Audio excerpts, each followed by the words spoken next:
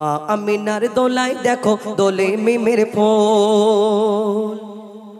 মা আমিনার দোলাই দেখো দোলে মিমের ফুল। দুনিয়া ঘুরে পাবে না গো যাহার সমতল। মা আমিনার দোলাই দেখো দোলে মিমের ফুল। দুনিয়া ঘুরে পাবে না গো যাহার সমতল। সে আসার পরে পড়ছে দেখো, আসার পরে পড়ছে দেখো সারা জগৎ কোল। আসার পরে পড়ছে দেখো সারা জগৎ কোল। কি পড়ে? বলে লা ইলাহা ইল্লাল্লাহু মুহাম্মদ রাসূল, লা ইলাহা ইল্লাল্লাহু মুহাম্মদ রাসূল। মা আমিনার দোলাই দেখো দোলে মিমের ফুল। দুনিয়া ঘুরে পাবে না গো যাহার সমতল। সে আসার পরে পড়ছে দেখো, আসার পরে পড়ছে দেখো সারা জগৎ কোল। লা ইলাহা ইল্লাল্লাহু মুহাম্মদ রাসূল, লা ইলাহা ইল্লাল্লাহু মুহাম্মদ রাসূল। মা আমিনা চিন্তা করে আল্লাহ কেমন করে লালন পালন করব, আল্লাহর তরফ থেকে কি খবর আসে, কি সান্ত্বনা, কি সংবাদ আসে। মা আমিনা যখন চিন্তিত তখন কি হয় কবি ছন্দের মাধ্যমে লিখছে দেখুন। পিতার ছায়া ছিল না মাথায় নবী জন্ম নিল যখন। শুধু ছিল মা আমিনা, ছিল না ভাই বোন। শুধু ছিল মা আমিনা, ছিল না ভাই বোন। জন্মকালে এতিম বলে মা আমিনা ভাবে, নবী জন্মকালে এতিম বলে মা আমিনা ভাবে। আমি করব কেমন লালন পালন, খোদা গো কি হবে। আমি করব কেমন লালন পালন, খোদা গো কি হবে। তখন গায়েবি এক খবর এলো, তখন গায়েবি এক খবর এলো। শোনো আমিনা বিবি, তোমার কোলে নাজিল হলো খোদার শ্রেষ্ঠ নবী। আল্লাহ স্বয়ং তার লালন পালনে নিয়েছে গো ভার। আর জিবরিল আমিন থাকবে হয়ে আর তার পাহারাদার। ও সৃষ্টিকুলের শিরোমণি, সৃষ্টিকুলের শিরোমণি, সৃষ্টিকুলের শিরোমণি আর নবী কুলের মোল। সৃষ্টিকুলের শিরোমণি আর নবী কুলের মোল। দুনিয়াতে যার নাম হবে মুহাম্মদ রাসূল, দুনিয়াতে যার নাম হবে মুহাম্মদ রাসূল। মা আমিনার দোলাই দেখো দোলে মিমের ফুল। দুনিয়া ঘুরে পাবে না গো যাহার সমতল। মা আমিনার দোলাই দেখো দোলে মিমের ফুল। দুনিয়া ঘুরে পাবে না গো যাহার সমতল। তারপর সেই ঘটনা, এই বিনা দানার খেজুর, এই বিনা দানার খেজুরটা হলো কোথা থেকে? একদিন এক ইহুদি আমার নবীর কাছে এসে প্রশ্ন করলেন। আমার নবীর কাছে এসে প্রশ্ন করে, মোহাম্মদ শুনছি নাকি তুমি মোহাম্মদ শেষ নবী বলে প্রচার করছো, শেষ নবী বলে দাবি করছো। আমি কেমন করে তোমাকে মেনে নেব যে তুমি শেষ নবী? আমি এই দুনিয়াতে তোমার আগে অন্যান্য নবীরা এসেছিল, অনেক মজেজা দেখিয়েছে। কোন নবী পশু পাখির ভাষা বুঝতে পারতো, কোন নবী এই দুনিয়াতে মুর্দাকে জিন্দা করে দেখিয়েছে, কোন নবী এই দুনিয়াতে আশা বাড়ির কামাল দেখিয়েছে। কিন্তু তুমি মোহাম্মদ, তুমি কি দেখিয়েছো? তোমাকে আমি শেষ নবী বলে মেনে নেব, কেমন করে আমি মানতে পারবো? যখন এই কথা প্রশ্ন করে আমার নবীকে সেই ইহুদি বলে, তোমার কাছে আমি একটা পরীক্ষা করতে চাই। আমার পরীক্ষায় যদি তুমি পাশ করতে পারো তাহলে আমি তোমার কাছে কলমা পড়ে মুসলমান হয়ে যাব, তোমার কাছে আত্মসমর্পণ করব, আমি তোমার দলে হয়ে যাব। যখন এই কথা বলে তখন সেই ইহুদি পকেট থেকে একটা খেজুরের দানা, খেজুরের আঁটি বার করে বলে, মোহাম্মদ শোনো, তোমার হাতে এই খেজুরের দানাটা দিচ্ছি, তুমি পুঁতে যদি এই দানা থেকে একদিনে একটা গাছ বের করে দেখাতে পারো তাহলে আমি তোমার কাছে কলমা পড়ে শেষ নবী বলে তোমাকে মেনে নেব। মোহাম্মদ তুমি শেষ নবী, শেষ পয়গম্বর। তখন আমার নবী মিচকি হেসে ওই দানাটা নিয়ে সেই ইহুদিকে বলে, ইহুদি তোমার সামনে আমি এই দানাটা পুঁতে দিচ্ছি, কালকে তুমি এই সময় আসবে, এইখানে একটা গাছ হবে, শুধু গাছ নয়, আল্লাহর হুকুমে আল্লাহর ইচ্ছাতে সেই গাছেতে খেজুর হবে, সেই গাছের খেজুরও তোমাকে খাওয়াবো। ইহুদি চিন্তা করে ইম্পসিবল, এটা সম্ভব কি করে হয়? একদিনে একটা গাছ হবে আবার ফল হবে, এটা হতেই পারে না।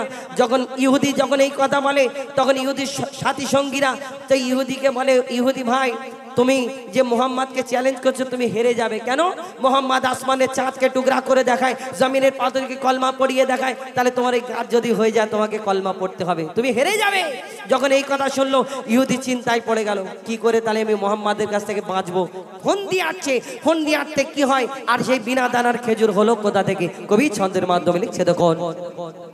এক খেজুর দানা নিয়ে এক ইহুদি নবীর কাছে কয়, এক খেজুর দানা নিয়ে এক ইহুদি নবীর কাছে কয়, বলে তোমায় নবী মেনে নেব এই দানাতে যদি একদিনে গাছ হয়, তোমায় নবী মেনে নেব এই দানাতে যদি একদিনে গাছ হয়। আর সেই দানা নিয়ে নবী আমার মাটিতে পুঁতে হাসে, সেই দানা নিয়ে নবী আমার মাটিতে পুঁতে হাসে, বলে এই দানার ফল খাবে গোকাল ইহুদি তুমি এসে, এই দানার ফল খাবে গোকাল ইহুদি তুমি এসে। তারপর কি হয়, ভাবে ইহুদি সত্যি যদি এই দানাতে গাছ হয়ে যায়, সেই ভয়েতে গভীর রাতে ইহুদি সেই দানা চুরি করে তুলে নেয়। ইহুদি ভাবছে গভীর রাত্রে কেউ দেখা পায় না, একদম শুনশান এই যে দুনিয়া, সেইখানে তো সেই খেজুরের দানাটা সে কি করলো, চুরি করে তুলে নিয়েছে। এবার খুব হাসছে, খুব মজা নিচ্ছে, মোহাম্মদ কালকে কি করে গাছ দেখায় আমিও দেখবো, কেন বিনা দানাতে কোনোদিন গাছ হবে না। আর সেই দানা নিয়ে চলে গেল। তারপর কি ঘটনা হয় কবি লিখছে তখন, সেই ভয়েতে গভীর রাতে ইহুদি দানা চুরি করে তুলে নেয়। পরের দিনে সেই ইহুদি নবীর সাথে গাছ দেখতে যায়, পরের দিনে সেই ইহুদি নবীর সাথে গাছ দেখতে যায়, গিয়ে দেখে সেথায় গাছ হয়ে ফল ভরে রয়। নবী তাকে নিজের হাতে সে গাছের খেজুর খেতে দেয়, আর খেজুর খেয়ে বলে ইহুদি এর দানা কোথায়। ইহুদি একটা খেজুর খেয়েছে, তার মধ্যে দানা নেই। আবার মোহাম্মদ আর একটা খেজুর দাও, আবার খেজুর খেয়ে দেখে দানা নেই। আর আমার নবীকে প্রশ্ন করেছে, মোহাম্মদ তুমি কি খেজুরের দানা কি আমাকে বার করে দিচ্ছ খাবার সুবিধা করার জন্য? তখন মোহাম্মদ সাল্লাল্লাহু আলাইহি সাল্লাম উত্তর কিছু দিচ্ছে না। আর যখন আবার দুটো খেজুর চাইলো, আবার খেজুর খেয়ে দেখছে সত্যি এর মধ্যে তো দানা নেই। তো তখন আমার নবীকে প্রশ্ন করে, মোহাম্মদ আমার শেষ প্রশ্ন, আর তোমাকে প্রশ্ন করব না, তুমি বলো এই আরবের বুকে কত খেজুর গাছ আছে, কত খেজুর গাছ কত ধরনের, কিন্তু সব খেজুরের মধ্যে দানা থাকে, আঁটি থাকে, কিন্তু এই তোমার খেজুর গাছের মধ্যে খেজুর হয়েছে কিন্তু খেজুরের দানা নেই কেন? বলো এই বিনা দানার খেজুর কেন, এই বিনা দানার কেন, এই দানা নেই কেন? আমার নবী যদি তাকে ডাইরেক্ট বলতো তুমি ভাই চোর, তো তার মনে কষ্ট হবে না? আমার নবী কাউকে কষ্ট দিতেন না। কেমন উত্তর দেয় কবি ছন্দের মাধ্যমে লিখছে দেখুন, সেই খেজুর খেয়ে বলে ইহুদি এর দানা কোথায়? নবী বলে যে গাছের দানা রাতে চুরি হয়ে যায়, নবী বলে যেই গাছের দানা রাতে চুরি হয়ে যায়, সেই বিনা দানার গাছের খেজুরে দানা কি আর হয়? ইহুদি তখন স্বীকার করে, ইহুদি তখন স্বীকার করে মোর নবীর কাছে বল, ইহুদি তখন স্বীকার করে মোর নবীর কাছে বল। আর কি বলে, তুমি খোদার সত্যি নবী মুহাম্মদ রাসূল, তুমি খোদার সত্যি নবী মুহাম্মদ রাসূল, পড়ে নাই লা ইলাহা ইল্লাল্লাহু মুহাম্মদ রাসূল। মা আমিনার দোলায় দেখো দোলে মিমের পোল, দুনিয়া ঘুরে পাবে না গো যাহার সমতল। সে আসার পরে পড়ছে দেখো, আসার পরে পড়ছে দেখো সারা জগৎ কোল, লা ইলাহা ইল্লাল্লাহু মুহাম্মদ রাসূল, লা ইলাহা ইল্লাল্লাহু মুহাম্মদ রাসূল, লা ইলাহা ইল্লাল্লাহু মুহাম্মদ রাসূল। बेमिसाल बेमिसाल बेमिसाल नबी, बेमिसाल बेमिसाल बेमिसाल नबी,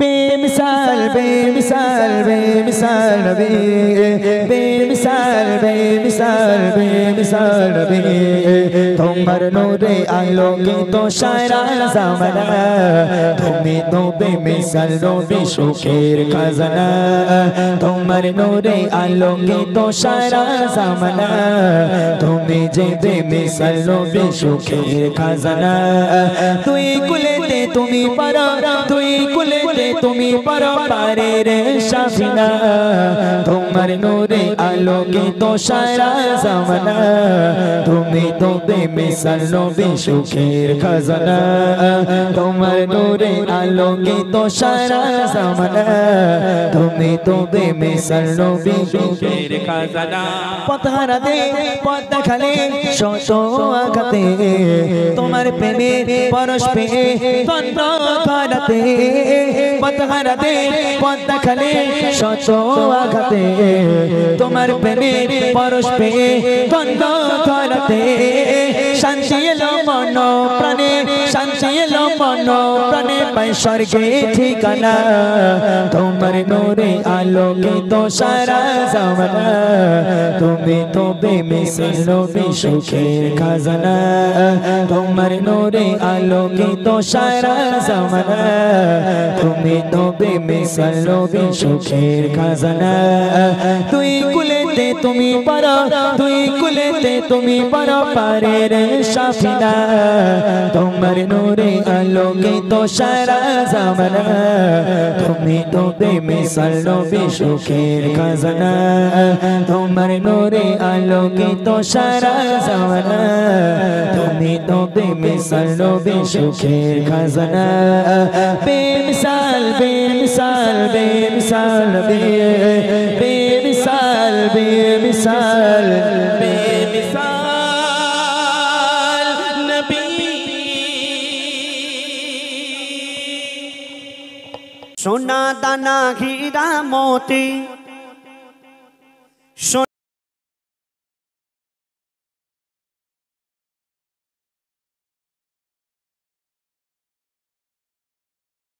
কেন আমি আমার দয়ার নবীর ভালোবাসায়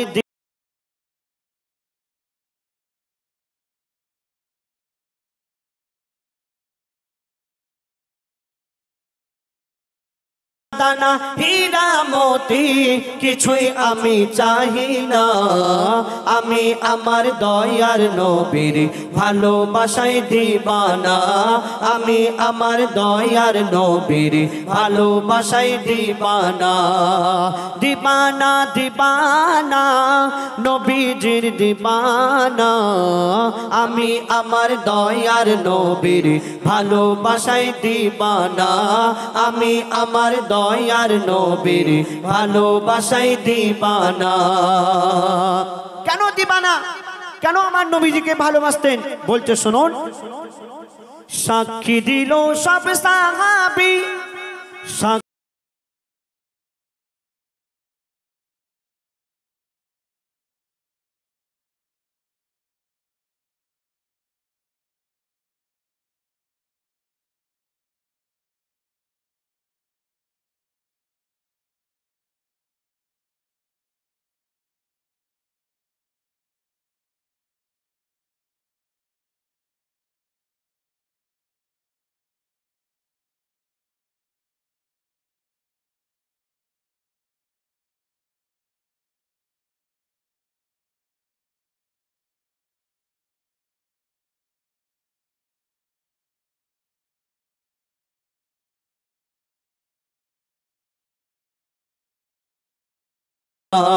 দিবানা দিবানা নবীজির দিবানা আমি আমার দয়ার নবীর ভালোবাসায় দিবানা আমি আমার দয়ার নবীর ভালোবাসায় দিবানা আল্লাহ পাক আমার নবীজির উপরে 30 পারা কোরআন শরীফ নাযিল করেছিলেন সেই 30 পারা কোরআন আমার নবীজিকে উদ্দেশ্য করে কি প্রমাণ দিচ্ছে শুনুন কোরআন শরীফ এলান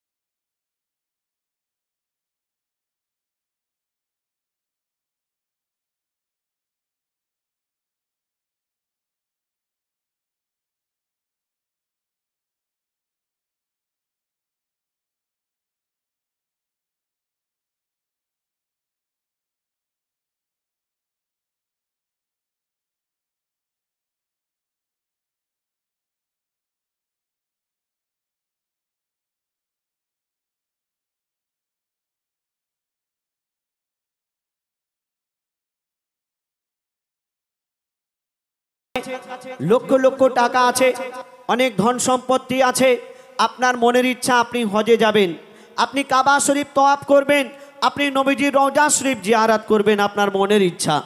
কিন্তু আল্লাহ পাক যদি আপনাকে তৌফিক না দান করেন, আল্লাহ পাক আপনাকে যদি না ডাকেন, আপনি কোনোদিন যেতে পারবেন না। আপনার ধন দৌলত টাকা পয়সা কিছুই কাজে লাগবে না।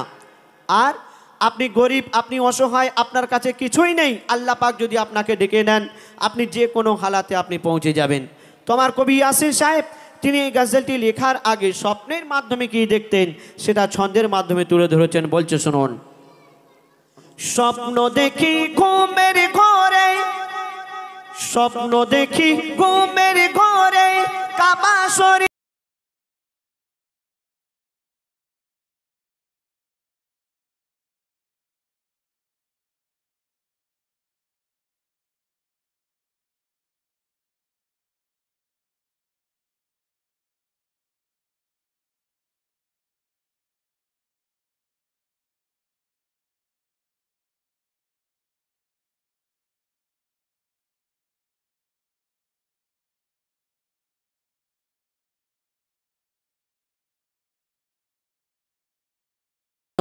আমি আমার দয়ার নবীর ভালোবাসায় দিবানা, আমি আমার দয়ার নবীর ভালোবাসায় দিবানা।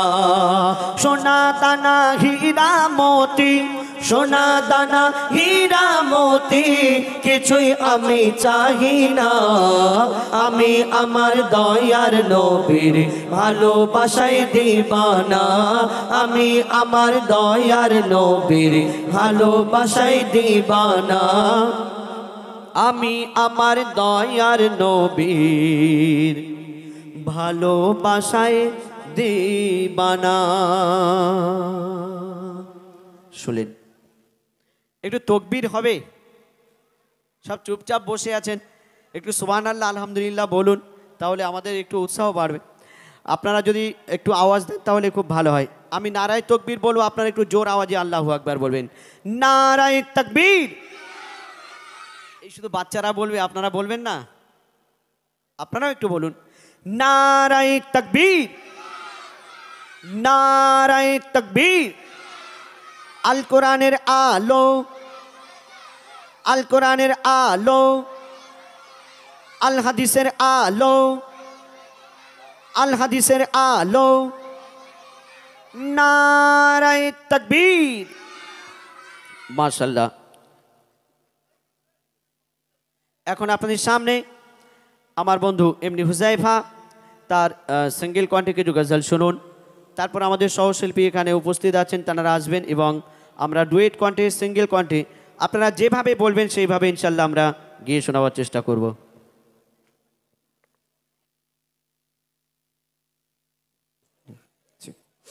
ইতিপূর্বে শুনলেন আমার বন্ধু আবুল কালাম, আমার বন্ধু আবুল কালামের কণ্ঠ থেকে সুন্দর একটি নাত রাসূল সাল্লাল্লাহু আলাইহি ওয়াসাল্লাম পরিবেশন করে শোনালেন।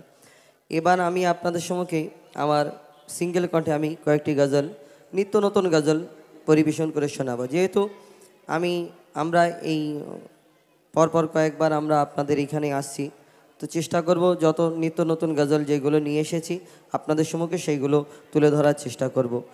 এই আজকের এই সুন্দর অনুষ্ঠান সুন্দরভাবে সাজানো হয়েছে যে ঈদ উপলক্ষ করে। আমরা মুসলমান 30টা রমজান মাসে 30টা রোজা রাখার পরে আমরা এই ঈদের অপেক্ষাটা করি। আপনাদের এদিকে অনুষ্ঠান হয়, খুব ভালো লাগে। আমাদের ওইদিকে তো এরকম অনুষ্ঠান কোনো দিন আমি দেখিনি ছোটোবেলা থেকে। এরকম হওয়া দরকার প্রত্যেক জায়গায়।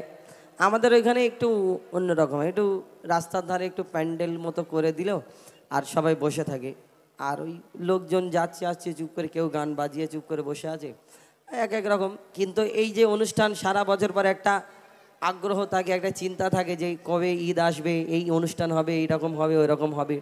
তো যাই হোক, এই যে সুন্দর ঈদের জন্য এত সুন্দর করে অনুষ্ঠান হয়েছে, তো সেই ঈদ উপলক্ষ করে একটি গজল আপনাদের সম্মুখে পরিবেশন করে শোনাবো। এই শুধু ঈদটা আমরা অপেক্ষা করি 30 দিন, অনেকজনা রোজা করিনি, আমরা আবার ঈদ মানানোর চিন্তা ভাবনা করি। তারা আবার বেশি নতুন নতুন কাপড় পরে, কত খুশি মানায়, কত জায়গায় ঘুরতে যায়, আবার কতজন লাল হয়ে যায় ঈদের সময়, হয় না? তো এই যে চিন্তা ভাবনা করি ঈদটা কাদের জন্য? যারা 30 দিন রোজা করেছি, ঈদের খুশি তো তারাই মানাবে সারা মাস রোজা করার পরে, আর এই ঈদের আনন্দ তো তারাই মানাবে। তো ঈদ সম্পর্কে ছোট্ট একটি গজল পরিবেশন করে শোনাবো, তারপর ইনশাল্লাহ আপনাদের সঙ্গে একটা ঘটনা, নতুন ঘটনামূলক গজল তুলে ধরবো। বিনা দানার খেজুর অনেকজনা শুনেছেন, অনেকজনা শোনেননি। আপনাদের এই বিড়া এই এলাকায় আপনারা দেখবেন খোঁজে যে কয়েক হাজার হাজার খেজুর গাছ আছে। আপনাদের অনেক খেজুর গাছ আছে, কিন্তু কোনো একটা খেজুর গাছ দেখাতে পারবেন যে খেজুর গাছে খেজুর হয় কিন্তু সেই খেজুরের মধ্যে দানা থাকে না? এরম না। আমাদের বাংলার খেজুর পাতি খেজুর, এর দানা মোটা আর পাতলা, ওই খোলাটা পাতলা, মুখে দিলে একবার শেষ হয়ে যাবে। কিন্তু আরবের বুকে একটা খেজুর হয় বিনা দানার খেজুর, আপনারা সবাই জানেন, অনেকজনা খেয়েছেন। কিন্তু এই বিনা দানার খেজুরটা হলো কোথা থেকে এলো? মানে এই যে বিনা দানার খেজুর, এর রাজ কি? সব রকম খেজুর হাজিরা যখন আসে জমজমের পানি আর খেজুর আনে, আর অনেক হাজি সাহেব অনেক রকম খেজুর আনেন, যারা খুব ক্লোজ নিজের আত্মীয় তাদেরকে দেয়। ওই গোল খেজুর, লম্বা খেজুর, কালো খেজুর, কাঁচা খেজুর, পাকা খেজুর, কত রকম খেজুর, বেঁকা খেজুর, শুকনো খেজুর। কিন্তু এর মধ্যে একটা খেজুর থাকে বিনা দানার খেজুর। সব খেজুরের মধ্যে দানা আছে, কিন্তু এই একটা খেজুরের মধ্যে দানা নেই। কিন্তু এই বিনা দানার খেজুরটা হলো কোথা থেকে? এর রাজ কি? এই ঘটনামূলক গজল ইনশাআল্লাহ তুলে ধরবো, কিন্তু তার আগে ছোট্ট একটি ঈদ সম্পর্কে একটি গজল পরিবেশন করে শোনাবো। লিখছে দেখুন। নীল আকাশে ভেসে আসে, নীল আকাশে ওই ভেসে উঠলো ঈদের চাঁদ, নীল আকাশে ওই ভেসে উঠলো ঈদের চাঁদ। ধনী গরিব সবার মন আনন্দে উন্মাদ, ধনী গরিব সবার মন আনন্দে উন্মাদ। নীল আকাশে ওই ভেসে উঠলো ঈদের চাঁদ, নীল আকাশে ওই ভেসে উঠলো ঈদের চাঁদ। ধনী গরিব সবার মন আনন্দে উন্মাদ, ধনী গরিব সবার মন আনন্দে উন্মাদ। খুশির জোয়ারে ভাসে সবাই যে একসাথ, খুশির জোয়ারে ভাসে সবাই যে একসাথ। ঈদ মুবারক সবাই বলো ঈদ জিন্দাবাদ, ঈদ মুবারক সবাই বলো ঈদ মুবারক, ঈদ মুবারক সবাই বলো ঈদ জিন্দাবাদ। আকাশ বাতাসে শুধু কলো কলো রব, চারিদিকে খুশি ঈদ উপলক্ষ করে। কেউ কত রকম খুশি মানায়, কেউ বাইক নিয়ে ঘোরাফেরা করছে, আমরা অনুষ্ঠানে যাই দেখতে পাই, ওই বাইকের আবার পিক আপটা ঘুঁ ঘুঁ করে আওয়াজ হয়। কেউ আবার চুল উড়িয়ে উড়িয়ে যাচ্ছে, কেউ আবার কত রকম করে ঈদের খুশি মানায়। আবার কেউ আল্লাহর দ্বারে শুকরিয়া আদায় করে, আল্লাহ আগামী বছর ঈদ করেছিলাম, আবার এই আগের বছর ঈদ করেছিলাম, আবার এই বছর পেয়েছি, আল্লাহ তোমার দ্বারে শুকরিয়া। কত রকম খুশি হয় কবি ছন্দের মাধ্যমে। লিখছে দেখুন। আকাশ বাতাসে শুধু কলো কলো রব, আকাশ বাতাসে শুধু কলো কলো রব। প্রশান্তিতে ভরা মন নাই দ্বন্দ্ব বিবাদ, এলো ফিরে সবার দ্বারে আবার চাঁদ রাত, এলো ফিরে সবার দ্বারে খুশির চাঁদ রাত।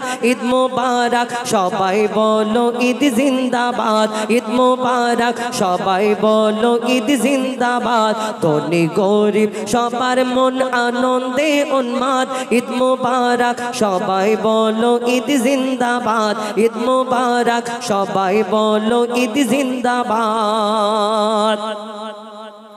মেটাও এতিমের মনের ক্লেশ হতাশা। তুমি ঈদ করবে, 4-5টা কাপড় নেবে, জামা কাপড় নেবে, আর তোমার পাশের বাড়ির একটা গরিব মানুষ যার কাপড় হয় না, তোমার ভাইয়ের কাপড় কেনা হয় না, আর তুমি আবার পরে পরে দেখাচ্ছ। এই দিনে আবার আমরা মোবাইলে স্ট্যাটাস দিই না, ফেসবুকে, হোয়াটসঅ্যাপে, এই ঈদের পরের দিন লাল রং, ঈদের 3 দিনের দিন এই নীল রং, আবার এই দিন সাদা, আমরা স্ট্যাটাস দিই। যারা গরিব, যাদের হয় না, তাদের মনে কত কষ্ট হয় একবার অনুভব করে দেখবেন। যারা ওই মুখ যদি চোখ থেকে তোমার ওইটা দেখে যদি চোখ থেকে পানি পড়ে, তাহলে কিরকম ব্যাপার হবে আমরা কোনোদিন ভাবি না। কবি ছন্দের মাধ্যমে লিখছে দেখুন। মেটাও এতিমের মনের ক্লেশ হতাশা, পুরো করো গরিবের মনের আশা। আদায় করো তুমি ফিতরা ফরো যাকাত, আদায় করো তুমি ফিতরা ফরো যাকাত। ঈদ মুবারক সবাই বলো ঈদ জিন্দাবাদ, ঈদ মুবারক সবাই বলো ঈদ জিন্দাবাদ। ঈদ মুবারক সবাই বলো ঈদ জিন্দাবাদ ধনী গরিব সবার মন আনন্দে উন্মাদ ধনী গরিব সবার মন আনন্দে উন্মাদ ঈদ মুবারক সবাই বলো ঈদ জিন্দাবাদ ঈদ মুবারক সবাই বলো ঈদ জিন্দাবাদ শেষ কথা কবির মনের ফারিয়াদ এই দুনিয়াতে আমরা 30টা রোজা অপেক্ষা করি যে এই ঈদ আসবে খুশি মানাবো কিন্তু ঈদ আসার পরে আবার সঙ্গে সঙ্গে চলে যায় মই ধরে রাখতে তো কেউ পারে না আবার মনে করে এই ঈদ এলো এই ঈদ আসবে এই করব ওই করব কিন্তু ঈদ আসলেই কিন্তু চলে যায় এই দুনিয়াতে আবার কাজ কাম শুরু হয়ে যায় আবার সেই একই রকম ব্যাপার চালু হয়ে যায় কিন্তু আল্লাহ এই যে আমরা মনে করি শুধু নতুন কাপড় কিনবো এই অনুষ্ঠান হবে এই কারণে ঈদ না 30টা রোজা করার পরে আল্লাহ এই রোজাদারদের জন্য কি উপহার রেখেছে এই দুনিয়াতে এই রোজাদারদের জন্য ঈদ যারা রোজা করে না ইচ্ছাকৃতভাবে খেয়ে বেড়ায় এনাদের জন্য কে কেমন ঈদ কবি লিখছে দেখুন রোজাদার পাবে পুরস্কার ঈদের দিনে রোজাদার পাবে পুরস্কার ঈদের দিনে সাজাবে খোদার ওই জান্নাত তাদের শনে সাজাবে খোদার ওই জান্নাত তাদের শনে রোজাদারের মেটাবে খোদা মনের চাহাত রোজাদারের মেটাবে খোদা মনের চাহাত ঈদ মুবারক সবাই বলো ঈদ জিন্দাবাদ ঈদ মুবারক সবাই বলো ঈদ জিন্দাবাদ নীল আকাশে ওই ভেসে উঠলো ঈদের চাঁদ নীল আকাশে ওই ভেসে উঠলো ঈদের চাঁদ ঈদ মুবারক সবাই বলো ঈদ জিন্দাবাদ ঈদ মুবারক সবাই বলো ঈদ জিন্দাবাদ খুশির জোয়ারে ভাসে সবাই যে একসাথ খুশির জোয়ারে ভাসে সবাই যে একসাথ ঈদ মুবারক সবাই বলো ঈদ জিন্দাবাদ ঈদ মুবারক সবাই বলো ঈদ জিন্দাবাদ ঈদ মুবারক সবাই বলো ঈদ জিন্দাবাদ ঈদ মুবারক সবাই বলো ঈদ জিন্দাবাদ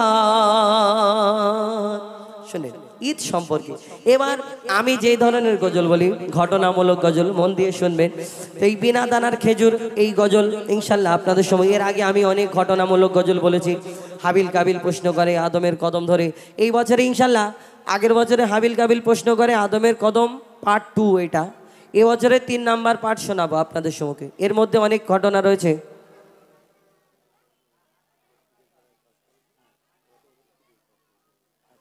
ঠিক আছে আচ্ছা ঠিক বলুন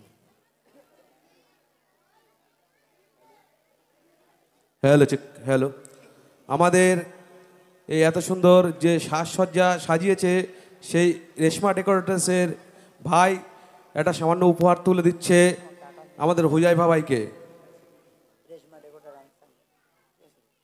অনেক অনেক ধন্যবাদ আমাদের ডেকোরেটর যাই হোক দোয়া করি ওনার একটা মেয়ে মারা গিয়েছে দোয়া করবেন সবাই আল্লাহ তাকে জান্নাত নসিব করুক তো ইনশাল্লাহ পরিবেশন করে শোনাবো এবার সেই ঘটনামূলক গজল মন দিয়ে শুনবেন এবং আপনাদের যদি কোনো গজল শোনার ইচ্ছা থাকে বলবেন আমার কমিটি ভাইদের আমাদের সাহেবুদ্দিন ভাই আছেন এবং যদি ভালো কেমন গজল শুনতে পছন্দ করেন বলবেন ইনশাল্লাহ সেই রূপ আপনাদের সম্মুখে পরিবেশন করে শোনাবো তো এখন সেই ঘটনামূলক গজল পরিবেশন করে শোনাবো এই দুনিয়াতে শুধু এই খেজুরের ঘটনা এই গজলে নেই অনেক ঘটনা রয়েছে মন দিয়ে শুনতে হবে আমার নবী হুজুর পাক সাল্লাল্লাহু আলাইহি সাল্লামকে আল্লাহ পাক রব্বুল আলামিন দুনিয়ার মধ্যে যখন পাঠিয়েছিলেন তখন আল্লাহ পাক রব্বুল আলামিন তানাকে একটা সাধারণ নর্মাল ঘরে পাঠিয়েছিলেন এই দুনিয়াতে তানাকে রাজার ঘরে মন্ত্রী ওজির কোনো হাই কোয়ালিটি কোনো এইরকম কোনো জায়গায় পাঠায়নি আল্লাহ পাক রব্বুল আলামিন মা আমিনার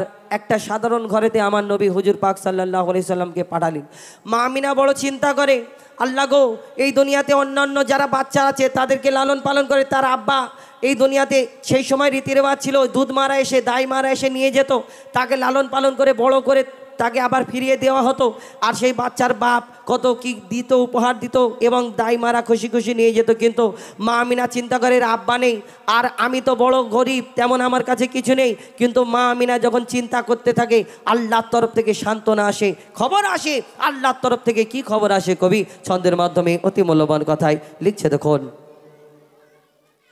মা আমিনার দোলায় দেখো দোলে মিমের ফুল মা আমিনার দোলাই দেখো দোলে মিমের ফুল দুনিয়া ঘুরে পাবে না গো যাহার সমতল মা আমিনার দোলাই দেখো দোলে মিমের ফুল দুনিয়া ঘুরে পাবে না গো যাহার সমতল সে আসার পরে পড়ছে দেখো আসার পরে পড়ছে দেখো সারা জগৎ কোল আসার পরে পড়ছে দেখো সারা জগৎ কোল কি পড়ে বলে লা ইলাহা ইল্লাল্লাহু মুহাম্মদ রাসূল লা ইলাহা ইল্লাল্লাহু মুহাম্মদ রাসূল মা আমিনার দোলাই দেখো দোলে মিমের ফুল দুনিয়া ঘুরে পাবে না গো যাহার সমতল সে আসার পরে পড়ছে দেখো আসার পরে পড়ছে দেখো সারা জগৎ কোল লা ইলাহা ইল্লাল্লাহু মুহাম্মদ রাসূল লা ইলাহা ইল্লাল্লাহু মুহাম্মদ রাসূল মা আমিনা চিন্তা করে আল্লাহ কেমন করে লালন পালন করব আল্লাহর তরফ থেকে কি খবর আসে কি সান্ত্বনা কি সংবাদ আসে মা আমিনা যখন চিন্তিত তখন কি হয় কবি ছন্দের মাধ্যমে লিখছে দেখুন পিতার ছায়া ছিল না মাথায় নবী জন্ম নিল যখন শুধু ছিল মা আমিনা ছিল না ভাই বোন শুধু ছিল মা আমিনা ছিল না ভাই বোন জন্মকালে এতিম বলে মা আমিনা ভাবে নবী জন্মকালে এতিম বলে মা আমিনা ভাবে আমি করব কেমন লালন পালন খোদা গো কি হবে আমি করব কেমন লালন পালন খোদা গো কি হবে তখন গায়েবি এক খবর এলো তখন গায়েবি এক খবর এলো শোনো আমিনা বিবি তোমার কোলে নাজিল হলো খোদার শ্রেষ্ঠ নবী আল্লাহ স্বয়ং তার লালন পালনে নিয়েছে গো ভার আর জিবরিল আমিন থাকবে হয়ে আর তার পাহারাদার ও সৃষ্টিকুলের শিরোমণি সৃষ্টিকুলের শিরোমণি সৃষ্টিকুলের শিরোমণি আর নবী কুলের মোল সৃষ্টিকুলের শিরোমণি আর নবী কুলের মোল দুনিয়াতে যার নাম হবে মুহাম্মদ রাসূল দুনিয়াতে যার নাম হবে মুহাম্মদ রাসূল মা আমিনার দোলাই দেখো দোলে মিমের ফুল দুনিয়া ঘুরে পাবে না গো যাহার সমতল মা আমিনার দোলাই দেখো দোলে মিমের ফুল দুনিয়া ঘুরে পাবে না গো যাহার সমতল তারপর সেই ঘটনা এই বিনা দানার খেজুর এই বিনা দানার খেজুরটা হলো কোথা থেকে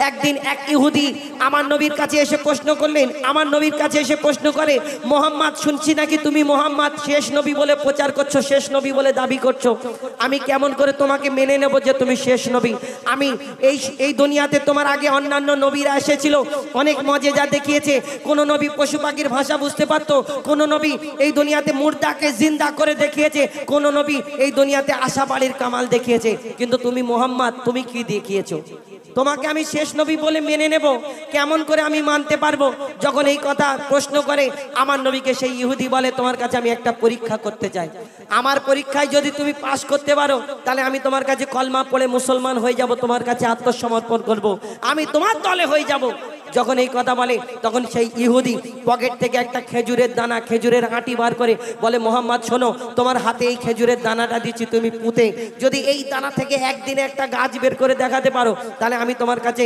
কলমা পড়ে শেষ নবী বলে তোমাকে মেনে নেব মোহাম্মদ তুমি শেষ নবী শেষ পয়গম্বর তখন আমার নবী মিচকি হেসে ওই দানাটা নিয়ে সেই ইহুদিকে বলে ইহুদি তোমার সামনে আমি এই দানাটা পুঁতে দিচ্ছি কালকে তুমি এই সময় আসবে এইখানে একটা গাছ হবে শুধু গাছ নয় আল্লাহর হুকুমে আল্লাহর ইচ্ছাতে সেই গাছেতে খেজুর হবে সেই গাছের খেজুরও তোমাকে খাওয়াবো ইহুদি চিন্তা করে ইম্পসিবল এটা সম্ভব কি করে হয় একদিনে একটা গাছ হবে আবার ফল হবে এটা হতেই পারে না যখন ইহুদি যখন এই কথা বলে তখন ইহুদির সাথী সঙ্গীরা সেই ইহুদিকে বলে ইহুদি ভাই তুমি যে মোহাম্মদকে চ্যালেঞ্জ করছো তুমি হেরে যাবে কেন মোহাম্মদ আসমানের চাঁদকে টুকরা করে দেখায় জমিনের পাথরকে কলমা পড়িয়ে দেখায় তাহলে তোমার এই গাছ যদি হয়ে যায় তোমাকে কলমা পড়তে হবে তুমি হেরে যাবে যখন এই কথা শুনলো ইহুদি চিন্তায় পড়ে গেল কি করে তাহলে আমি মোহাম্মদের কাছ থেকে বাঁচবো ফোন দিয়ে আটতে কি হয় আর সেই বিনা দানার খেজুর হলো কোথা থেকে কবি ছন্দের মাধ্যমে লিখছে দেখুন এক খেজুর দানা নিয়ে এক ইহুদি নবীর কাছে কয়, এক খেজুর দানা নিয়ে এক ইহুদি নবীর কাছে কয়, বলে তোমায় নবী মেনে নেব এই দানাতে যদি একদিনে গাছ হয়, তোমায় নবী মেনে নেব এই দানাতে যদি একদিনে গাছ হয়। আর সেই দানা নিয়ে নবী আমার মাটিতে পুঁতে হাসে, সেই দানা নিয়ে নবী আমার মাটিতে পুঁতে হাসে, বলে এই দানার ফল খাবে গোকাল ইহুদি তুমি এসে, এই দানার ফল খাবে গোকাল ইহুদি তুমি এসে। তারপর কি হয়, ভাবে ইহুদি সত্যি যদি এই দানাতে গাছ হয়ে যায়, সেই ভয়েতে গভীর রাতে ইহুদি সেই দানা চুরি করে তুলে নেয়। ইহুদি ভাবছে গভীর রাত্রে কেউ দেখা পায় না, একদম শুনশান এই যে দুনিয়া, সেইখানে তো সেই খেজুরের দানাটা সে কি করলো, চুরি করে তুলে নিয়েছে। এবার খুব হাসছে, খুব মজা নিচ্ছে, মোহাম্মদ কালকে কি করে গাছ দেখায় আমিও দেখবো, কেন বিনা দানাতে কোনোদিন গাছ হবে না। আর সেই দানা নিয়ে চলে গেল। তারপর কি ঘটনা হয় কবি লিখছে তখন, সেই ভয়েতে গভীর রাতে ইহুদি দানা চুরি করে তুলে নেয়। পরের দিনে সেই ইহুদি নবীর সাথে গাছ দেখতে যায়, পরের দিনে সেই ইহুদি নবীর সাথে গাছ দেখতে যায়, গিয়ে দেখে সেথায় গাছ হয়ে ফল ভরে রয়। নবী তাকে নিজের হাতে সে গাছের খেজুর খেতে দেয়, আর খেজুর খেয়ে বলে ইহুদি এর দানা কোথায়। ইহুদি একটা খেজুর খেয়েছে, তার মধ্যে দানা নেই। আবার মোহাম্মদ আর একটা খেজুর দাও, আবার খেজুর খেয়ে দেখে দানা নেই। আর আমার নবীকে প্রশ্ন করছে, মোহাম্মদ তুমি কি খেজুরের দানা কি আমাকে বার করে দিচ্ছ খাবার সুবিধা করার জন্য? তখন মোহাম্মদ সাল্লাল্লাহু আলাইহি সাল্লাম উত্তর কিছু দিচ্ছে না। আর যখন আবার দুটো খেজুর চাইলো, আবার খেজুর খেয়ে দেখছে সত্যি এর মধ্যে তো দানা নেই। তো তখন আমার নবীকে প্রশ্ন করে, মোহাম্মদ আমার শেষ প্রশ্ন, আর তোমাকে প্রশ্ন করব না, তুমি বলো এই আরবের বুকে কত খেজুর গাছ আছে, কত খেজুর গাছ কত ধরনের, কিন্তু সব খেজুরের মধ্যে দানা থাকে, আঁটি থাকে, কিন্তু এই তোমার খেজুর গাছের মধ্যে খেজুর হয়েছে কিন্তু খেজুরের দানা নেই কেন? বলো এই বিনা দানার খেজুর কেন, এই বিনা দানার কেন, এই দানা নেই কেন? আমার নবী যদি তাকে ডাইরেক্ট বলতো তুমি ভাই চোর, তো তার মনে কষ্ট হবে না? আমার নবী কাউকে কষ্ট দিতেন না। কেমন উত্তর দেয় কবি ছন্দের মাধ্যমে লিখছে দেখুন, সেই খেজুর খেয়ে বলে ইহুদি এর দানা কোথায়? নবী বলে যে গাছের দানা রাতে চুরি হয়ে যায়, নবী বলে যেই গাছের দানা রাতে চুরি হয়ে যায়, সেই বিনা দানার গাছের খেজুরে দানা কি আর হয়? ইহুদি তখন স্বীকার করে, ইহুদি তখন স্বীকার করে মোর নবীর কাছে বল, ইহুদি তখন স্বীকার করে মোর নবীর কাছে বল। আর কি বলে, তুমি খোদার সত্যি নবী মুহাম্মদ রাসূল, তুমি খোদার সত্যি নবী মুহাম্মদ রাসূল, পড়ে নাই লা ইলাহা ইল্লাল্লাহু মুহাম্মদ রাসূল। মা আমিনার দোলায় দেখো দোলে মিমের পোল, দুনিয়া ঘুরে পাবে না গো যাহার সমতল। সে আসার পরে পড়ছে দেখো, আসার পরে পড়ছে দেখো সারা জগৎ কোল। লা ইলাহা ইল্লাল্লাহু মুহাম্মদ রাসূল, লা ইলাহা ইল্লাল্লাহু মুহাম্মদ রাসূল, লা ইলাহা ইল্লাল্লাহু মুহাম্মদ রাসূল। শুনলি হাবিল কাবিল, হাবিল কাবিল, আমি চিন্তা করলাম 3 নম্বর পার্ট, হাবিল কাবিল আদমের কদমের 3 নম্বর পার্ট। আদম কাফন পরে যখন গেল কবরে, এটা গাইব, কিন্তু আমার ভাইরা ফরমাইশ করেছেন হাবিল কাবিল প্রশ্ন করে হাওয়া আদমকে তোমরা মোদের বাপ মা তোমাদের মা বাপকে, এটা শোনাবো। তারপরে ইনশাল্লাহ আবার পরের রাউন্ডে যখন আসবো এটা আপনাদের সম্মুখে পরিবেশন করে শোনাবো ইনশাল্লাহ। কবি ছন্দের মাধ্যমে অতি মূল্যবান কথাই লিখছেন। আদমের কদম ধরে হাওয়া মা কেঁদে পড়ে, এইটার মধ্যে ছিল পিতা আদম আর মা হাওয়া জান্নাতের মধ্যে গন্ধম খেলেন, খাবার কারণে তাদের জান্নাতে রাখলেন না, আল্লাহ দুনিয়ায় পাঠালেন কোথায়? পিতা আদমকে শ্রীলঙ্কায়, মা হাওয়াকে জেদ্দায় তাদের মিলন হলো, আরাফাতের ময়দানে 300 বছর সিজদা করলো, তারপরে আল্লাহ ক্ষমা করেছিল, তারপরে তাদের মিলন হলো, তাদের বাচ্চা কাচ্চা হলো। আর বাচ্চা কাচ্চা হলো জোড়া জোড়া বাচ্চা, একটা ছেলে একটা মেয়ে, একটা ছেলে একটা মেয়ে। সেই সময় ভাই বোনের বিয়ে হতো, ওই তরফের ভাই এই তরফের বোন, এবং একটা নবীর যুগ থেকে আবার চেঞ্জ হয়ে গেল। কিন্তু এই হাবিল কাবিল যখন প্রথম এই দুনিয়াতেই হাবিল কাবিল প্রশ্ন করে, বলো তোমরা আমাদের বাপ মা, কিন্তু তোমাদের বাপ মা কি? তোমরা আমাদের জন্ম দিয়েছো, তোমরা আমাদের লালন পালন করছো, তোমরা আমরা এত বড় হচ্ছি আস্তে আস্তে, কিন্তু তোমাদের কে জন্ম দিয়েছে? কে তোমাদের লালন পালন করেছে? কে তোমাদের দুধ পান করিয়েছে? কে এই দুনিয়াতে তোমাদের এই বাপ মাকে, আমাদের দাদা দাদি নানা নানি কে, কোথায় তারা? যখন প্রশ্ন করে পিতা আদম আর মা হাওয়া, কি উত্তর দেবে? কেন তাদের বাপ মা নেই? কবি ছন্দের মাধ্যমে লিখছে দেখুন, হাবিল কাবিল প্রশ্ন করে হাওয়া আদমকে, তোমরা মোদের বাপ মা, তোমাদের মা বাপকে। হাবিল কাবিল প্রশ্ন করে হাওয়া আদমকে, তোমরা মোদের বাপ মা, তোমাদের মা বাপকে। একটু গেনটা বাড়ানো যাবে, একটু একটু সামান্য গেন, না gain gain gain. Habil Kabil প্রশ্ন করে হাওয়া আদমকে, তোমরা মোদের বাপ মা, তোমাদের মা বাপকে। বলো গো মোদের, বলো কি তাদের নাম ছিল? বলো গো মোদের, বলো কি তাদের নাম ছিল? মোদের দাদা দাদি নানা নানি আছে কোথায়? প্রশ্ন শুনে আদম হাওয়া হলো অবাক গো। হাবিল কাবিলকে তারা কি দেবে জবাব গো? দুজনে আল্লাহ বলে সিজদাতে যায় চলে, দুজনে আল্লাহ বলে সিজদাতে যায় চলে। বলে মাসুম ছেলে মোদের কাছে একই জানতে চাই। হাবিল কাবিল প্রশ্ন করে হাওয়া আদমকে, তোমরা মোদের বাপ মা, তোমাদের মা বাপকে। তার পিতা আদম কি উত্তর দেয়? কেন তাদের বাপ মা নেই? কি উত্তর দিয়েছিলেন? কবি লিখছে দেখুন, ওই বলছে আদম শোন তোরা শোন, মানব জাতির মাঝে সৃষ্টি আমি প্রথম। মোর পাজির আর হাড়ে খোদা হাওয়াকে গড়ে, আর গন্ধম খেলাম দুনিয়ায় এলাম জান্নাত ছেড়ে। মোদের কেউ জন্ম দেয়নি, মোরা মায়েরই দুধ খাইনি। মোদের কেউ জন্ম দেয়নি, মোরা মায়েরই দুধ খাইনি। পাইনি মোরা মা বাপের ভালোবাসা, মোদের নেই বাপ মা, মোরা এতিম দুজনা। মা বাপ কি মোদের জানা হলো না, দুজনে এতিম মিসকিন নেই মোদের মা বাপের ঋণ। দুজনে এতিম মিসকিন নেই মোদের মা বাপের ঋণ। তাই মানব জাতির পিতা মাতা মোরা দুজনা। হাবিল কাবিল প্রশ্ন করে হাওয়া আদমকে, তোমরা মোদের বাপ মা, তোমাদের মা বাপকে। আল্লাহ মাটির আদমকে সৃষ্টি করার পরে আল্লাহ ফারিস্তাদের হুকুম করেছিলেন, এ আমার ফারিস্তারা তোমরা এই মাটির আদমকে সিজদা করে নাও। আল্লাহর হুকুমে সকল ফারিস্তারা আল্লাহর হুকুম মেনে মাটির আদমকে সিজদা করলো। একমাত্র একটা ফারিস্তা সিজদা করলো না, যার নাম হলো আজাজিল, যাকে ফারিস্তাদের সর্দার বলা হতো। কিন্তু সেই সিজদা কেন করলো না? আল্লাহর সব হুকুম যখন মানলো, কিন্তু এই সিজদা করলো না কেন? আল্লাহর এই হুকুম কেন মানলো না? তার মনেতে একটু ছোট্ট অহংকার ছিল। এই আজাজিলের মনেতে অহংকার ছিল, তাই আল্লাহ তাকে আর আজাজিল রাখলো না, ইবলিশে পরিণত করলো এই দুনিয়াতে। তাহলে আজাজিলটা আসলে কে? আল্লাহর হুকুম মানলো না কেন? আল্লাহ যেমন আমাকে আপনাকে সৃষ্টি করেছে আদম জাতকে, তেমন আমাদের সৃষ্টি করার আগে আল্লাহ ওই জিন জাতকে সৃষ্টি করেছিলেন আল্লাহর ইবাদত করার জন্য। কিন্তু সেই জিন জাত আল্লাহর এত নাফরমানি করতে লাগলো। আল্লাহ ফারিস্তাদের হুকুম করলো জিন জাতকে ধ্বংস করে দাও, শেষ করে দাও। তাদের মধ্যে একটা ছোট্ট বাচ্চা রয়ে গেল বেঁচে, যাকে ফারিস্তারা লালন পালন করতে লাগলো। সেই বাচ্চাটা ইবাদত করতে করতে 6 লক্ষ বছর ধরে ইবাদত করলো।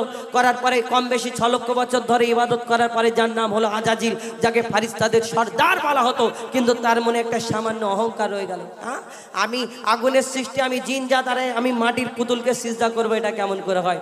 আর আমরা এই দুনিয়াতে আদম জাত হয়ে আমরা কিন্তু সেই আজাজিলের মতো অহংকার করি। কেউ রূপের অহংকার করে, কেউ ক্ষমতার অহংকার করে, কেউ টাকার অহংকার করে, কেউ গায়ের জোরের অহংকার করে। তুমি অহংকার করছো, যখন যাবে ভিতরে সব অহংকার সে ঠান্ডা হয়ে যাবে, ফুটফুটিনি ঠান্ডা হয়ে যাবে। কবি ছন্দের মাধ্যমে আরো কি লিখছে দেখুন, নিয়ে কাদা মাটি ধুল খোদা গড়লো পুতুল নিয়ে কাদা মাটি ধুল খোদা গড়লো পুতুল সে পুতুলে দিল নূরে মোহাম্মদ রসূল পুতুল নড়ে চড়ে আবার সিজদা করে সারা কায়নাতের জ্ঞান খোদা দিল যে তারে জিবরিল আমিনকে ধরে আজাজিল দুঃখ করে জিবরিল আমিনকে ধরে আজাজিল দুঃখ করে আমাকে বলে গেল খোদা আদমের মায়ায় আমি জিন যা তবু ফারিস্তাদের সরদার সব থেকে বেশি জ্ঞানী এ